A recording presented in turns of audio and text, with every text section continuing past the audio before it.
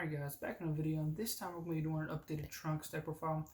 If you saw my profile on the Super Players channel and or mine, this is pretty good leader, especially with the new expansion card Trunks. And I want to go over how it changed the deck and how this deck handles the meta in more ways than just Reboot Gohan. It's kind of one of the things that I pointed out in the last video.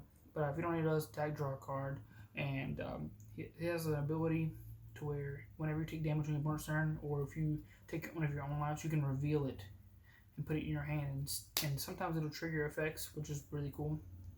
And yeah, and he awakens to an either player at 4 life, untap 1, draw 1.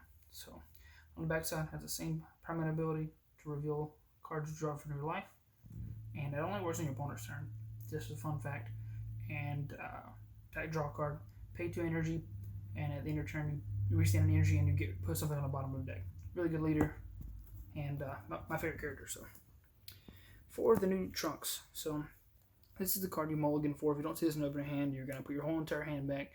For the most part, you might keep 1 card, but he's a blocker. Take 2 cards from your life. It's completely random. You choose which one you want, then you put 2 cards back in your life face up. I'll get into detail about how that really works and what your goal is in a second. So you're trying to put these cards in your life. Now, you only play 2 of each, Goku and Vegeta, rather than 4 Trunks. This is the offensive card to save your life. A blocker that plays whenever you reveal it from your life, if your leader's Trunks, and then you bounce anything back to their hand. Really good, and it's also a blocker, so really good for playing defense. But these guys go into your energy and draw a card, so it helps you ramp and play things early, which is really cool. But you don't want to clog your hand with these, but you do need to see 1. So, but you only really need to see 1. 2 is okay, but you do not want to see multiples. Like before, when I was testing the deck, seeing more than 2 of these is kind of like really awkward. And playing 5 was what I was testing before, so I might go back in between 4 and 5, but 4 has been good enough for me. So your goal is to Trunks, put this in your life, put a Trunks in your life, face up, and then they attack you, because they're going to have to eventually attack you on your turn 2.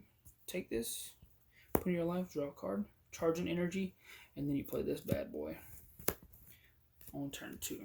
Now, this is the best Blue Unison, and playing on turn 2 is pretty insane. Has 5 markers on turn 2 and just draws your card every single turn, and a 15k body. And that -5 actually does come up because we play the other card that goes with it. But since we're playing a Blue Unison, and what is one of our main goals, play 4 of this Trunks and 4 of this Trunks.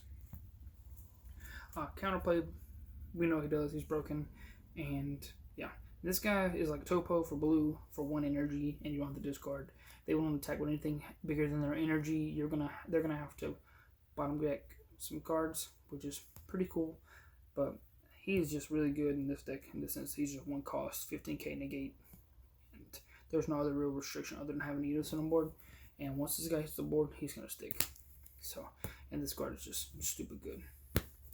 Been debating to going down to 3 on this and play more copies of other cards, but you could probably play 3 and 3 and get away with it if you don't have those cards, and up some of these other cards to 3 or 4.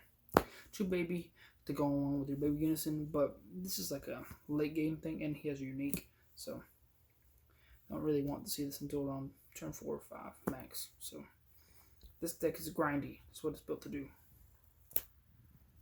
And the one thing that separates this from being just a regular blue leader is Vegito, the package. So this guy has deflect and barrier, so he's safe to play, unlike the other one for the promo. But that's his, and you can use cards from your energy to Union Fuse, but that doesn't really come up that much as you think it would. But your main goal is to play this, then slap this on top of it for 4 attack. Whenever he's played or attacks, your opponent loses 2 cards. He also has triple strike and deflect and barrier. So this guy's pretty nuts, and he does it every turn whenever he attacks. So you just keep taking 2 cards from him, and he's a big body, 35k triple strike. And the Vegetas and Gokus that we play 3 of each. So if you notice, there's a pattern: 3 Vegetas of each, and then 3 Gokus of each. You only really need to see one of these of each, but they are really good to see. This guy's unique negate. He's just really good, and this guy is easy to come out via the blue-yellow super combo, which is one of the best super combos in the game. Super should be even more defensive against decks like Reboot Gohan. Let's listen play it because I wasn't playing this because we had a different strategy, but this is just a little better and more consistent and allows you to play less Gokus. And yeah, basically you see one of these and one of these on your turn 3 or so. It's pretty easy to play multiple Goku hits. I probably would side a 4th for certain matchups, but he's not good against everything. But yeah, this card's super good. Also, when you sideboard, you're probably going to sideboard Goku Apes, which will also help you unravel this. And you know I'm playing blue, so 4 beans. Debated to go down to 3, ironically, for the current format, but I'd rather just play 4, and if it's not really that great in the matchup, which is hard not to be, and against most decks, it could go down to 3 copies after siding. 3 Obuni, so a lot of decks currently lose this card, so or if you're playing as green, which is a harder matchup, you're gonna go for Vegito anyways.